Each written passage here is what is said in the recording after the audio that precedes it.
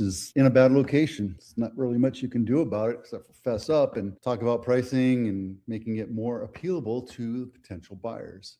What is a bad location? Let's get into that really quick. Let me do this real quick. Bad location could be anything. It could be on the side of a road that's a busy road. It could be really close in proximity to a freeway. It could be underneath a flight path. It could be in hearing distance or listening distance to a train track. It could be in the ghetto, even though we're not allowed to talk about what the ghetto is or where it is or where high crime areas are. It could be next to areas that might not have great schools, even though we're not allowed to talk about good schools or bad schools. Those are bad locations, right? You could be, I don't know, you could be in Puerto Vallarta right now getting attacked, blown up, burnt up, shot at by the cartel. That's not a great location right now, if that makes sense. You're by a freeway, busy road, any kind of noise, disturbing noise, erratic noises like, I don't know, motorcycles rolling down the freeway at 2:00 in the morning, gunshots. You could be downtown San Jose next to a bar and you like it, but it might not be something that potential buyer might like. So it's just something you have to be aware of, right? It could be next to the mariachi band consortium warehouse where they practice all their mariachi band stuff.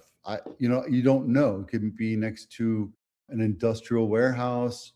Back in the day when I first started, I worked pro bono for Habitat for Humanity, and they were donated some land, which is right next to railroad tracks. And they're like, oh, I don't care. That's fine. We'll do it. But they had to do something called a FQA, which is state and federal environmental studies. And they found that there was a lot of metal in the dirt from the train tracks. So they couldn't use it. Stuff like that, stuff to understand. But okay, let's say you bought a house. You're like, I'm okay with it. I've had clients buy a house on busy streets, said, Vito, I'm okay with it. I understand. I'm like, I don't want you to buy this house because it will annoy the hell out of you. Like, Vito, I understand. But no, they bought it. Like 6 months later, having lunch with them or dinner with them, they're like, I should have listened to you. It annoys the hell out of me. So what happens? What do? Well, you admit it. You bought wrong. It's something that you're just going to have to live with, or your kids are going to have to live with, whoever takes over your house if you ever die. But here's the thing. You can move and get into a nicer house. You're going to have to pay more for that other house. That's the other one thing. The other thing is you might thought of it was a bargain, but don't price it the same. Let's get over here.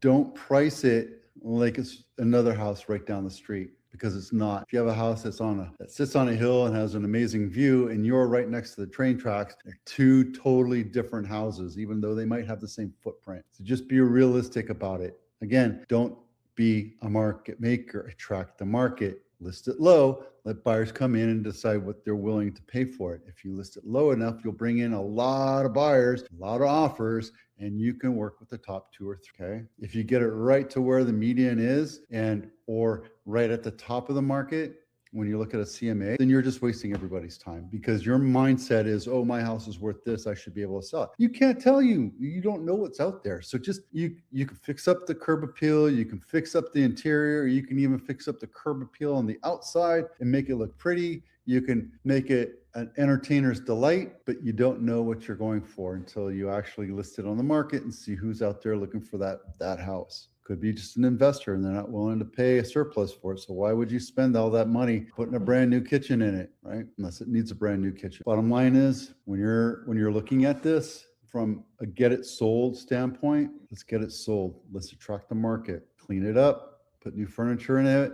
stage it up. Whatever repairs need to be done, yes, get them done. Get the inspections done. List it low, bring in a ton of buyers, get a lot of offers, and be done with it in 7 to 15 days, right? And mind you, I want to talk to you about this real quick. How do I show you this? On my blog, I have a program right now. Let's see, compose. Right here, when it's time to move, $15,000 off the list free if we don't sell in the first 15 days, right? I get to choose the sales price. The list price. I get to choose the list price, right? Repairs and upgrades are managed and paid at closing. We can actually do that for you, right? Your home's sold guaranteed or we'll buy it.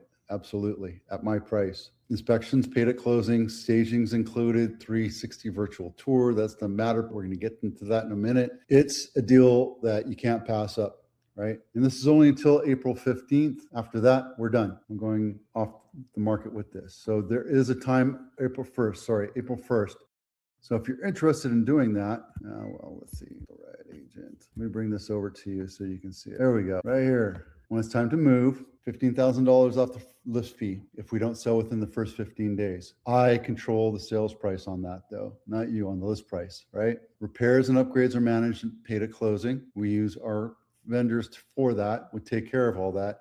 Your home sold guaranteed, or I'll buy it, my price. Inspections paid at closing, staging's included, 360 virtual tour, all the marketing that we've been talking about. Guys, this is a great deal. And I can guarantee you that your house, well, I'm guaranteeing it by $15,000 that your house will sell in 15 days. It's a 15 by 15. And if you don't trust it, don't call me. If you do trust it, you want to learn more about it, give me a call. I'll walk you right through it. All right. Let's see, probate sales. It's the same thing, guys. You want to do probate, it's the same thing, same deal. Look, there's a 360 tour right here, right? Talking about this all the time. You get a 360, you get the 2D floor plan, the whole 9 yards, and we do advertise the hell out of your listing. We put it in front of thousands and thousands and thousands of buyers. And when your home is listed and they're looking for that specific home, your house will be sold on homes.com as sponsored or a recommended, right? There you go. Okay, this is, what is this? This is days over 40 days and over 46 days on market. This is Hidden Glen South, which is still Blossom Valley. My house is right here. Why? Because it's listed for over what the value is. Somebody thinks it's worth $3 million because they're looking at Almaden zip codes or zip listings, and they're not looking at Blossom Valley listings. So 4 bedroom, 3 bath, 3,000 square feet, built in 2025. This should have been listed at $2.5 million, period, right? It's brand spanking new. You don't have a front yard or a backyard. That's all on you on top of that, right?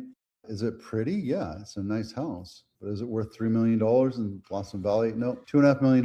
You're trying to be a market maker and not attract the market. Yep. And then this is, what is this? Distressed home of the week. This is a brand new bank-owned property, $4.3 million in Los Gatos. Actually, it's Montecito, but it's Los Gatos area. 5 bedrooms, 6.5 bath, 6,000 square feet, built in 2004. Let's take a look inside. This treat. You don't get to look inside. Yeah, nice. Wrong color flooring, wrong color cabinets. I don't think this was built in 2024. When was it? 2004. Yeah, that makes sense now. Right? Bigger, everything. Wine cellar. Not sure what that is, but it looks like it's unfinished. So if you have $4.3 million, let's see how long it's been on market 5 days. There you go, right off Quito Road. It's a great opportunity for you if you're interested in learning. Let me know. Happy to help you out. And nothing crazy to look at right quick. Here at Santa Clara County and San Jose, homes for sale. Nothing's out of the ordinary. We're coming back to normal right now. You see these numbers coming back to normal on the charts. That's because we had a deep freeze this winter. November, December, January, it was very, very cold. And just last week, it was bloody freezing cold. Now we're back to normal, right? So we're going to see the market come back. I think it's going to come back a little bit quicker, especially since rates are coming down. Right here, I'll talk about this tomorrow too. 6.29 for a jumbo, but we're under 6% for a 30-year fix, guys. This is what buyers want. This is what buyers have been saying that they want it for a long, long time. I priced out an average home in Almaden Valley for $2.47 million, $500,000 down, excellent credit. You're looking at 5.697 or 5.625% at 2/3 of a point. This is a great deal.